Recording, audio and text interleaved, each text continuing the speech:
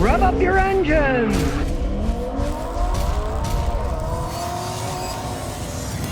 All right, we certainly have it. Our friends up the northern border in Canada are starting to lose their minds. They said they're now going to ban internal combustion engines. What they're really saying is that they are not going to sell brand new internal combustion engines by the year 2035. Now, that's a long time from now. And they're only talking about you can't buy a new one. Say you bought one in 2034. Well, maybe you're going to drive that for 20 years, right? They all jump on this bandwagon. Oh, we're going to stop this. We're going to all have electric cars and la la la. The interesting thing about Canada is it gets really cold up there. I lived in Toronto when I went to school, right? It's cold up there. Further north you go, the colder it gets. Well, you get battery cars. They lose power in the cold. They don't charge correctly. Their range is less. You turn an electric heater on, it's even less. Can reduce batteries up to 40% of their range. They don't charge up fast either, or even fully. When it's 77 degrees outside, a DC fast charger could get a battery to 80% charge in 30 minutes. But if it's 32 degrees, and it gets a lot colder than 32 degrees in Canada, the battery charge is 36% lower after 30 minutes. So it's going to take that much longer to charge them up. I had a friend in Montreal. Hey, he said his battery wouldn't charge over 70% when it was really cold. It just wouldn't charge it anymore. So cold weather and electric batteries, not a good mix, Canada. Well, you never know. I mean, the whole thing's gone crazy there. I watched Stanley Cup game the other day that their Tampa was playing in Montreal, and they said they were allowed 2,500 people inside the stadium, right? But outside the stadium, there were like 50,000 people packed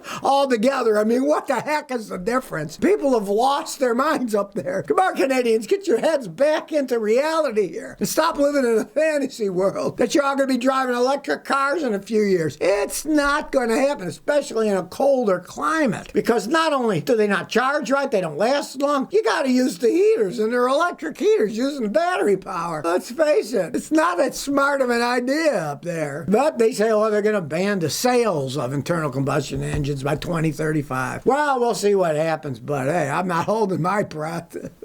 Dougie says, I got an '05 Kia Armanta. It's hard to steer when it's wet. Every time it gets wet, it's hard to steer. It comes and goes. When it's dry, there's no problems at all. If you don't have electric power steering, generally that just means that the belt, the drive belt, the fan belt that drives the power steering is worn, or it's loose and it's not tight, and so it slips when it gets wet. That's the most common one. Now, if you do have electric power steering, then you got a problem with the electric power steering. It is an electric motor. If it gets wet, it might go wacky, but being '05, it's probably still got a regular power steering pump, and then you just need a new belt, or it needs to be tightened up. That's what happens. It gets wet, and of course it's going to slip because the belt gets water on it, and if it's not tight, it'll really start slipping, and it won't pull the pump right, so you'll have bad power steering. Old Cat says, what mid-size SUV should I buy for less than $8,000 in Phoenix, Arizona? I pretty much struck out on all SUVs I posted about. What the heck is a good SUV? Everybody wants SUVs. You're looking for one less than $8,000. Good luck finding a good one. Most people get much more money. You can't beat the Toyotas and Hondas. They're the best in the world by far, but they're worth a lot of money. And for $8,000 with this coronavirus nonsense and everybody, hiding and hoarding stuff, you're not going to find much for less than $8,000 in Phoenix. It's a pretty booming place and people want those things. But if you can find a Toyota or a Honda,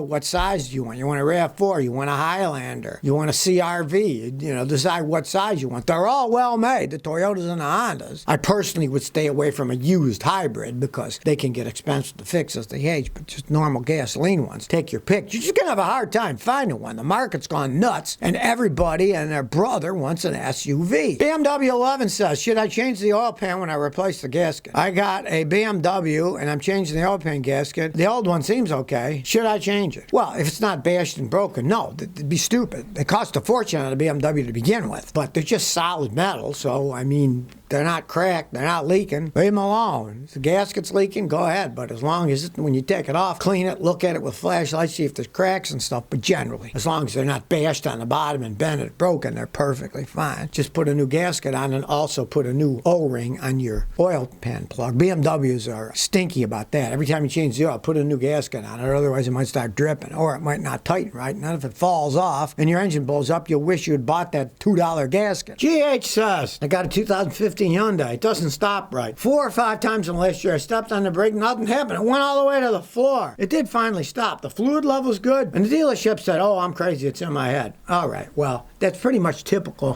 for any of the Korean car dealerships here in the United States. All the ones I've met, they don't do very good work. They hire anybody off the street because they expanded too fast, didn't have an infrastructure of mechanics. There's all kinds of things that don't go right in those Korean car dealerships. And of course, they're just saying, oh, it's on your head. No, it isn't. You're telling the truth. Why would you lie, right? Generally, when they do that, it usually means that the brake master cylinder is weak. And when you step on it, instead of sending fluid down to the wheels, it just sends it back up into the reservoir. So you don't lose fluid because it's still in the system. It just isn't going where it's supposed to go. Now, you could also have a problem with the anti-lock brakes. But generally, when that happens, it'll trip a code for ABS. Have a guy like me scan it. And if there's an ABS code, it could be a bad ABS module. But 9 times out of 10 with that, it means your brake master cylinder is starting to go out. That's the most common thing for that. And, I mean, it's, 7 years old. They will wear out on those things. They're not that well-made vehicles. JRiv80 says, did I screw something up? I got a 14 Jeep Patriot, 85,000 miles. I did a drain and fill on the transmission. 3.25 quarts came out, and I refilled it. I foregoed the recommended processes, taking the battery tray, driving it, pull everything out, letting the fluid from the check port, and everything else. Did I mess it up? It shifts smoother, so I feel I'm good. All right. No, you didn't. As long as your vehicle hasn't lost any fluid, you see the tranny's dry, there's not wet fluid all over the place. Now, if you worked on one, tore it apart, or had a leak, then you're in doo-doo land. Because then, yes, you have to go through all the procedures because you don't know what full is. But since it's already full, you drain it out and you put it in, it's perfectly fine. The real problem is, like I say, if you got a leak somewhere, you're better paying a mechanic like me that has fancy scan tools. We can measure the temperature. We can go through every step of the stupid process. If the idiots would have only put a dipstick back on, but they're just doing it to rip off the consumer. So, oh, well, now you got to bring it to us because there's all these special procedures. We're going to charge you $500 to do it. That's the only reason they got rid of dipsticks. They can BS till the cows come home that, oh, well, that's better. No, it isn't. The dipstick was sealed, had a seal. They work perfectly fine. They just don't want you working on your own car, and that's why they did. They're evil. They want to make money. They want to rip you off. And they want to lie with, like, with this lifetime fluid, you never need to change it. And then at 110,000 miles out of warranty, the transmission goes out and they want to charge you $5,000 for a new tranny or $40,000 for a new car. That's all it has to do with. Alexander 101 says, what's a good luxury car? I'm looking at a nice luxury car. I'm thinking of a 2017 Lincoln MKZ or 2017 Continental with the twin-turbo V6 over the EcoBoost 4-cylinder, or the 2017 LaCrosse with the natural V6, or another Chrysler 300 with the V6. All right. I am not a fan of those twin turbos and high-tech cars. They have problems as they age. Out of those, I would never buy a Chrysler 300. Their quality's gone.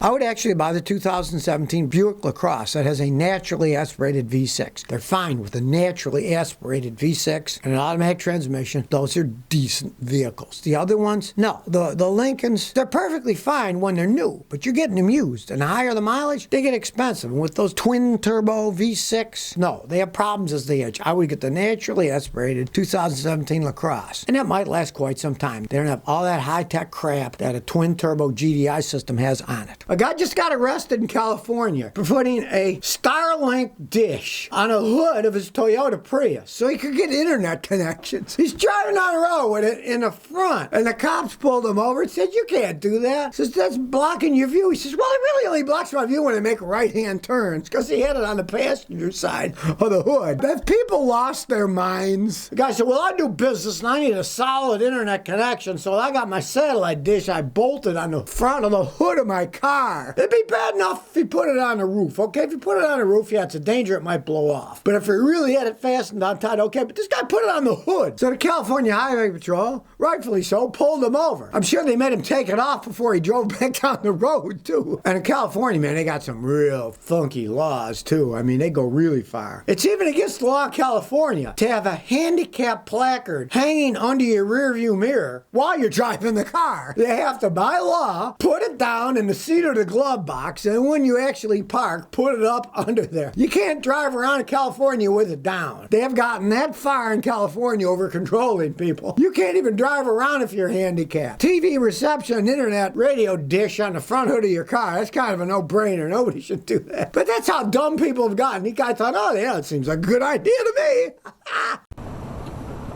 So if you never want to miss another one of my new car repair videos, remember to ring that bell.